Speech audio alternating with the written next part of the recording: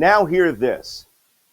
What is it when you find a country that starts a week off with a tech oligarch billionaire going Sieg Heil and showing the Nazi salute, not once, but twice, behind the podium of the President of the United States during an inauguration?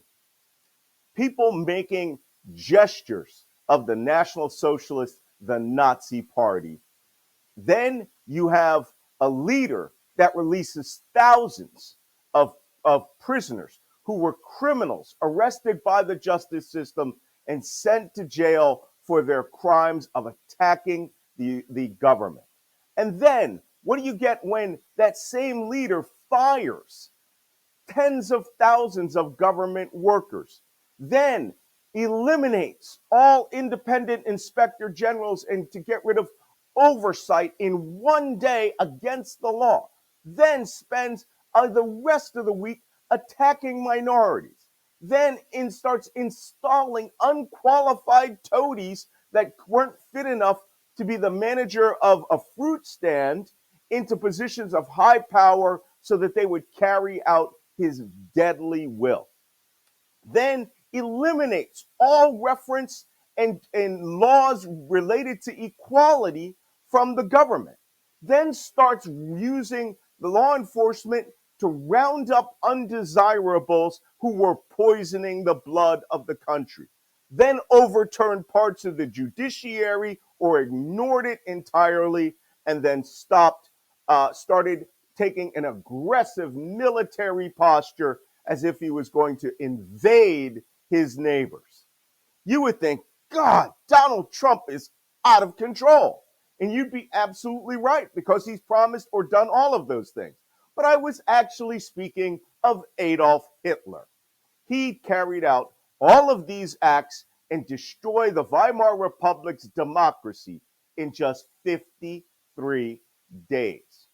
Donald Trump is obviously being chased by the devil because he apparently wants to get it done in 14 days so that he can spend the rest of that time luxuriating over how close he is to Adolf Hitler.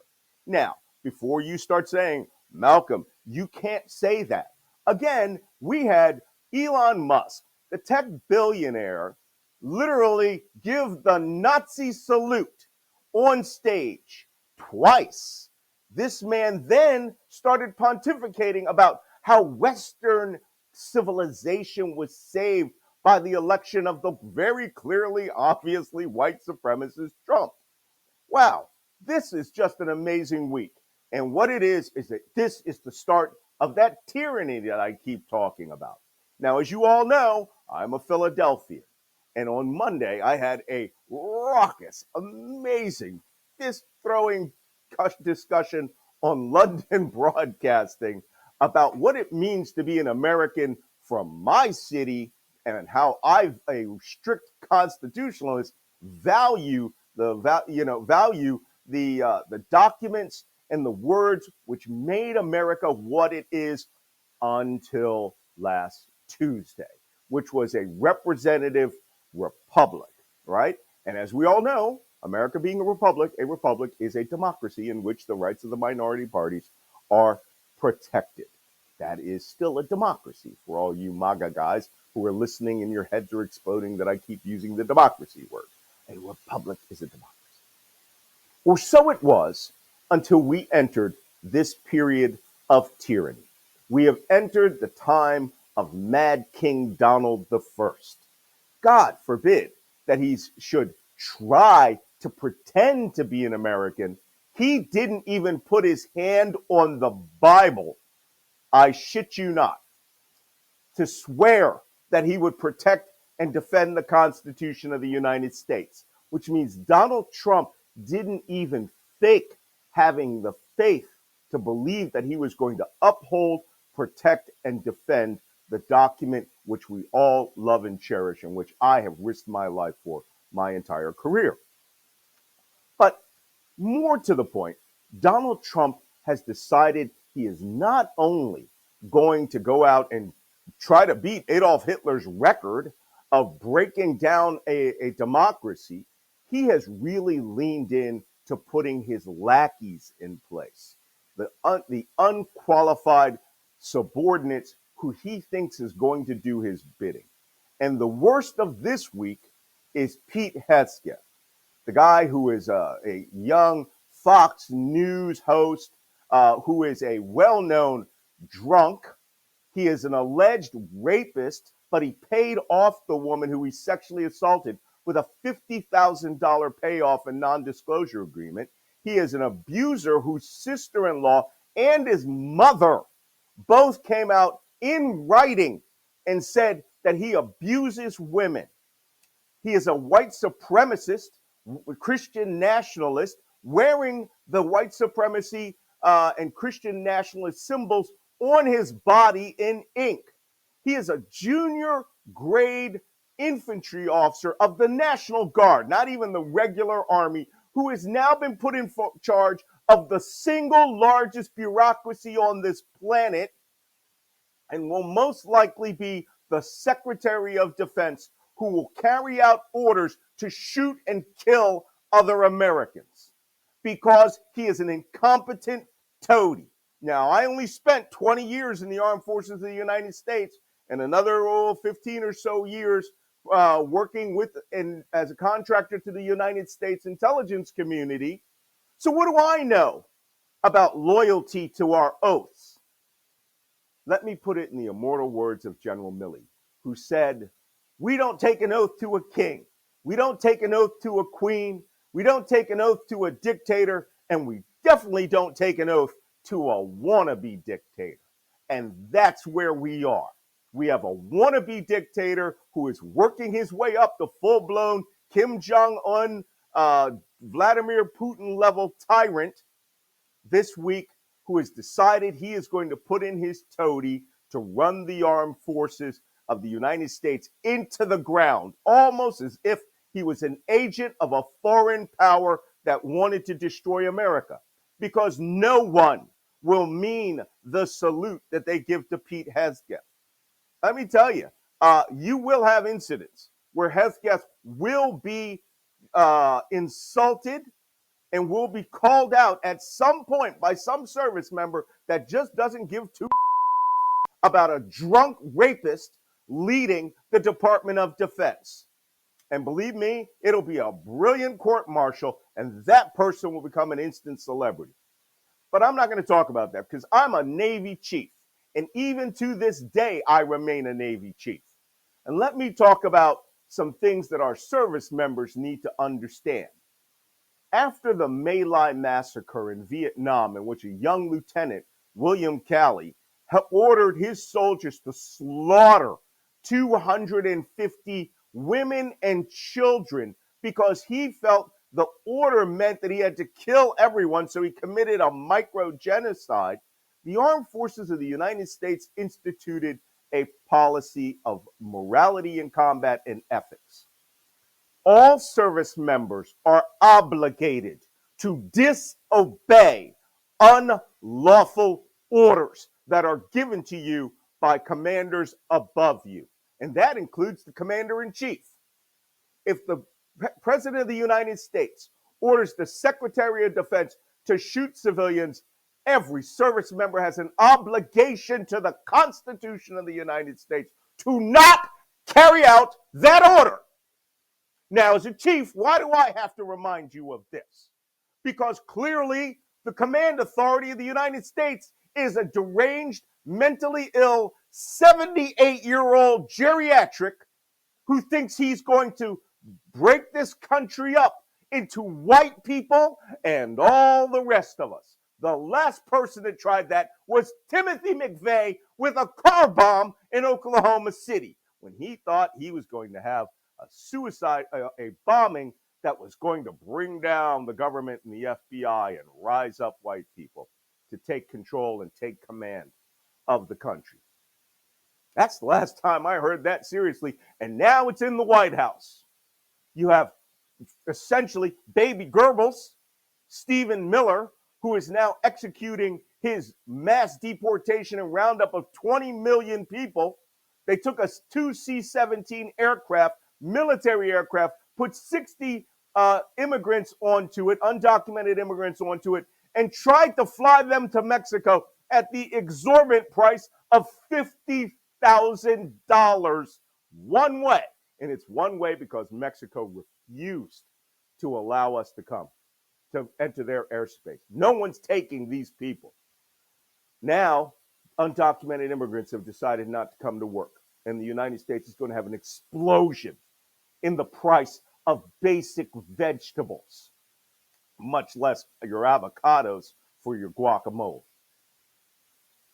Doug Hesbegeth's nomination as Secretary of Defense is the single greatest disgrace that we've had ever since, oh, I don't know, when they tried to do a coup d'etat, all right, in the 1930s using a former Marine general um, to overthrow Franklin Delano Roosevelt. He didn't go along with it, it just died in discussion. But now we have a president of the United States who is putting in his toadies. He wants to bring in Kash Patel, a wholly unqualified person who is a QAnon conspiracy theory nut who says he's going to round up his enemies. He literally published a list of his enemies in his book when he wasn't writing children's book, being a lickspittle to Donald Trump. Crazy. All right. Tulsi Gabbard, a woman who is a threat to the national security of the United States. She is a nut. She should not have been allowed near anything classified, much less teaching or working at the Special Operations Command. She is part of a cult that her father made in Hawaii. All of this is widely documented, and she sidled up to the mass murdering dictator Assad, who just had to flee his country, and now they're finding thousands upon thousands of dead bodies there of people who were murdered and tortured, and she was his friend and apologist. That woman will be spilling every secret we have to Moscow. She is a female Edward Snowden, in my humble opinion. But who knows what will happen after that? Now we've ordered Marines to the border where they can sit around for weeks at a time eating MREs, pulling ridiculous duty where they can't carry out law enforcement. But don't worry, because the Posse Comitatus law that forbids military members from carrying out law enforcement duties is about to be suspended. Donald Trump is expected very soon after he gets Kash Patel in at the FBI and Pam Bondi at Justice. He is going to declare the Insurrection Act to declare that the country is in insurrection, which means he can use the armed forces to round up and arrest anybody. This is Thomas Jefferson's definition of tyranny. Let me read it to you. A prince whose character, thus marked by every act which may define a tyrant, is unfit to be the ruler of a free people. Don't believe me. Leave the Declaration of Independence where that was written. This man is every act setting himself up to be the tyrant that we had a revolution against. Now, that wasn't enough for him.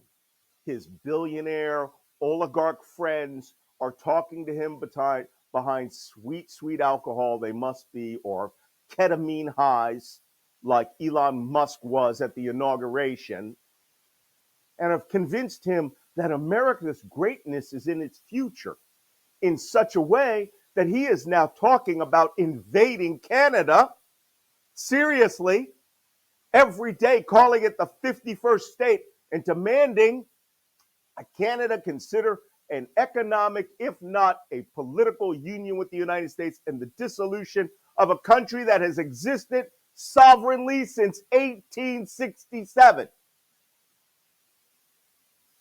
And then he threatened Denmark yesterday, calling the Prime Minister of Denmark and demanding essentially that they sell Greenland to the United States.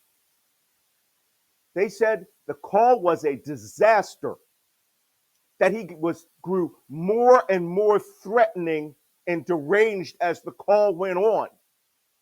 Someone has told him the United States needs to expand from the contiguous 48 states and add Canada and Greenland as the 51st and the 52nd in order to expand America all the way to the Arctic Circle. He wasn't satisfied enough with Alaska. This is crazy. The very fact that we're talking about it, I, as an intelligence professional, actually have to consider that my government has lost its mind, like Idi Amin, should tell you how far along in danger that we are. I don't come on and do these because I'm having a grand old time or because I want popularity. I am here. I've dedicated my entire life to warning you, the American public, to keep you safe. And I am here to say it. We are in danger. If you don't stand up, don't talk to MAGA. Don't talk to your friends who voted for Kamala Harris. You need to talk to the other 90 million Americans that don't care about what's going on in Washington, that America is about to become a trash nation. Things were awesome 2 weeks ago, greatest economy in 50 years. Inflation went back down to its lowest levels. Gas was going to its lowest prices.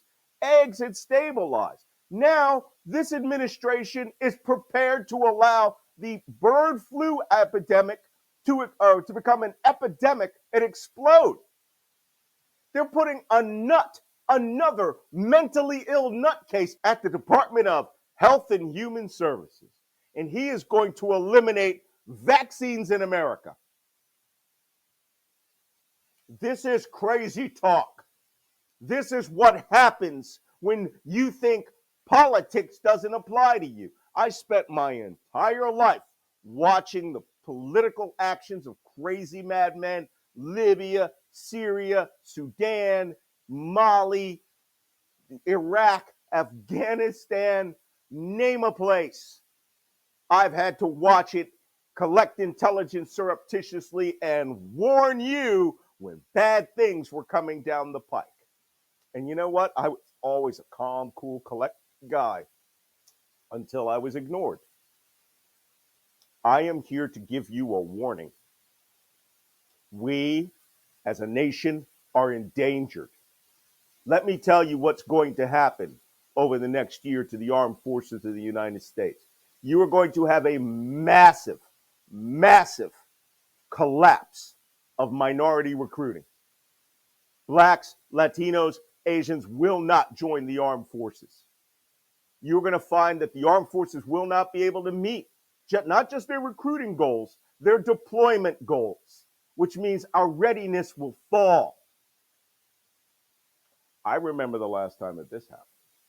1979, 1980, and 1981. When I joined the armed forces, recruiting was so low after the Vietnam War. I recall the cover of All Hands magazine. And it desperately had these desperate words. Retention is our number one goal. They could not keep people in the armed forces. The world had changed, but this is a force. This is own goal, multiple own goals. You will force blacks, women, Latinos and Asians out of the armed forces just by your racist attitudes that you will adopt that will permeate the chain of command. And then at some point, the Reichstag moment will be the president of the United States, not mine, okay? The guy who's sitting in the chair, all right? The geriatric, demented, 78, now going 79 this year, old man who has to wear diapers will order an unlawful order. And the armed forces of the United States will split.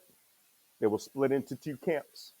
The camps of, yes, let's kill those people because the president ordered it and we can be pardoned. And you know they'll be white.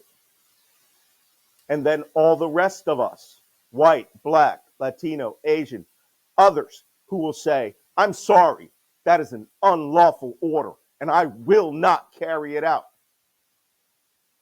And you will see the first mutiny since I can't remember the last time there was a mutiny in the armed forces. One that was illegitimate. Legal ones, like in World War II, when black soldiers were being beaten, killed, and abused on bases in the South. On occasion, there was a mutiny. They were lawful and righteous. It is disgusting to me that I have to have this discussion. It's disgusting. We have an out of control tyrant, and it's only been 5 days. And every one of you will have to make a decision as to what you're going to do and how you're going to do it. You have to decide how you are going to confront this. Do you believe in the Constitution of the United States as I do? I'm a Philadelphian. Look, my hands are like locked in prayer this entire time. You have to decide whether you are going to stand up for liberty and equality, or if you're going to side with the tyrant. We had a revolution over this.